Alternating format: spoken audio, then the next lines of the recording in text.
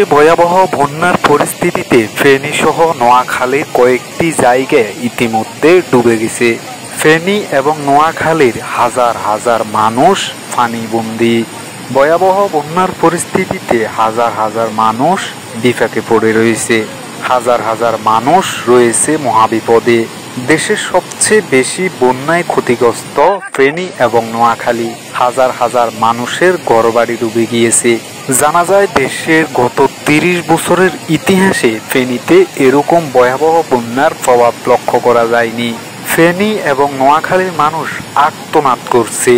তারা ত্রাণ চায় না, তারা চায় নিরাপদ স্থান।